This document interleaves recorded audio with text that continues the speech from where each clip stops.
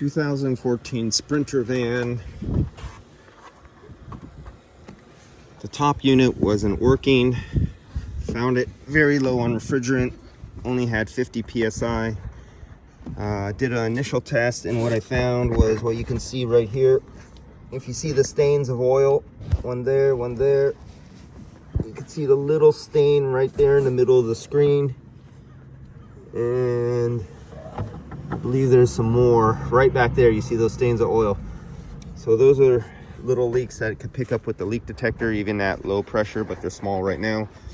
So the receiver dryer needs to be replaced. New condenser.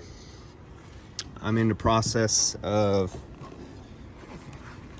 putting vacuum on the system, and gonna charge it up and make sure that it's actually functioning electrically and all the controls function, and then recover the refrigerant back out so you can order the new condenser, new receiver dryer.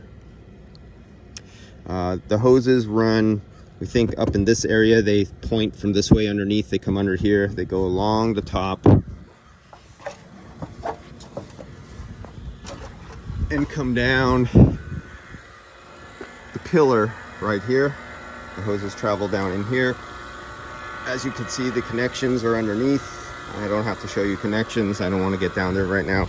They did put a type of UV dye in there that I could barely see. The fluorescence of whatever type of UV dye is really bad. So even if it was leaking a little bit and there was a trace, if it was bright outside, you wouldn't be able to see it. So I'll put my UV dye in there. I know that works. These guys always go the cheapest route on these kits. The other thing I found was tested refrigerant, found 11% air in the system, and it was solely maintained at the company that did this van conversion, who puts that AC system on the units. So we'll see what it is after I charge it up.